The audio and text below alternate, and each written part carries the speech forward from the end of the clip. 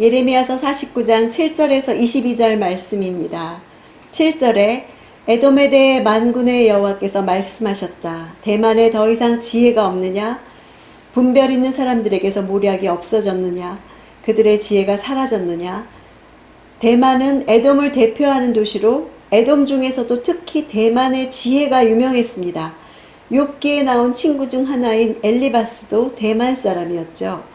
에돔은 자신의 지혜를 믿고 하나님의 백성인 이스라엘을 괴롭혀왔기 때문에 하나님의 심판을 통해 자신의 지혜가 하나님의 지혜에 미치지 못함을 깨닫게 되어야 했습니다. 자신이 자랑하던 지혜와 책략으로도 하나님의 심판을 피할 수 없었죠. 11절에 내 고아들을 남겨두라. 내가 그들의 생명을 보호할 것이다. 내 과부들 역시 나를 의지하게 하라. 이는 자비를 부각시키는 표현이 아니라 에돔 족속이 위기를 맞이해서 자식들을 버리는 참혹한 상황에 이를 것을 예언하심입니다. 자신들의 부인을 의지할 사람이 없는 과부로 만들어버리고 죽게 되는 운명으로 전락하게 된다는 의미입니다. 하나님이 도와주셔야만 하는 상황밖에는 다른 방도가 없는 에돔 사람들의 몰락을 조소하기 위한 표현입니다.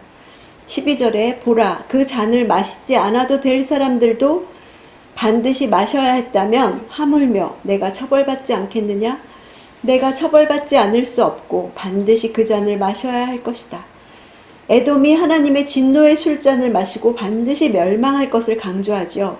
선민 또한 심판을 받는 상황에서 하나님과 철저히 무관하고 의의 심판을 자초하는 일을 끊임없이 저지르며 살았던 에돔은 더욱이 형벌을 면치 못한다고 하시는 것입니다. 술잔을 받아 마시는 것은 하나님의 공의로운 심판이 너무도 극렬하기에 악인이 이를 받고 감당조차 못해서 마치 정신을 가두지 못하고 몸을 가누지 못하는 취한 자처럼 될 것을 나타내고 있습니다.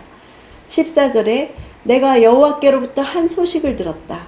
사절이 여러 나라에 보내졌다. 너희는 함께 모여와서 그를 대적해 일어나 싸우라. 에돔을 치기 위해 군사를 소집하고 이동시키고 전투를 실행하는 세 단계가 모두 짧은 세 개의 명령문으로 구성되어 있죠. 하나님은 단지 모이라고 하시고 이동하라고 하시고 전투하라고 하셨습니다.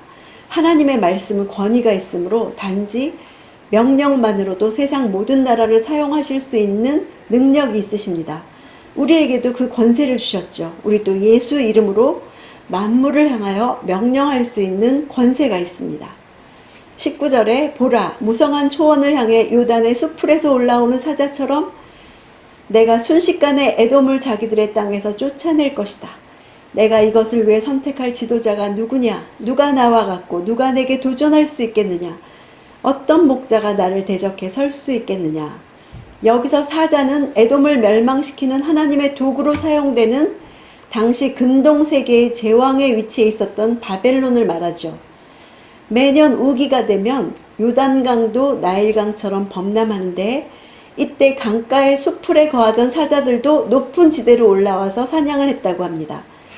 이 시기에 사자들은 갑자기 불어난 물로 인해서 흥분해서 사냥감인 양들을 더욱 맹렬하게 공격했고 이런 맹렬한 사자의 공격에는 목자들도 어떻게 손을 쓸 수가 없었다고 합니다.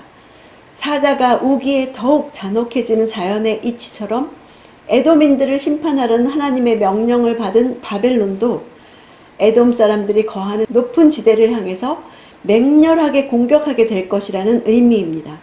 20절에 그러므로 에돔에 대해 세우신 여호와의 계획과 대만에 사는 사람들에 대한 그분의 뜻을 들으라.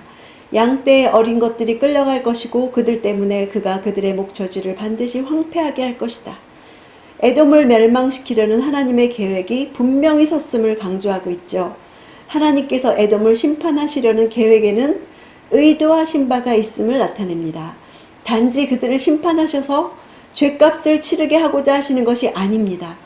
에돔에 대한 심판은 다른 모든 민족들에게 하나님을 대적하고 교만한 태도를 고집할 때 무서운 심판을 당할 수밖에 없다는 교훈을 주기 위한 것입니다. 소돔과 고모라는 죄악을 회개하지 않아서 하나님의 무서운 심판을 당한 도시의 대명사가 되었죠. 이처럼 에돔도 그가 당한 심판의 무서운 결과를 듣거나 보는 사람이 하나님을 두려워하고 죄를 회개하게 하시려는 것입니다. 이 같은 하나님의 계획을 듣는 것이 큐티 시간입니다. 하나님과 함께 하나님이 하시려는 일에 동참할 수 있습니다. 하루하루 하나님의 계획을 듣고 사는 삶이 되기를 원합니다.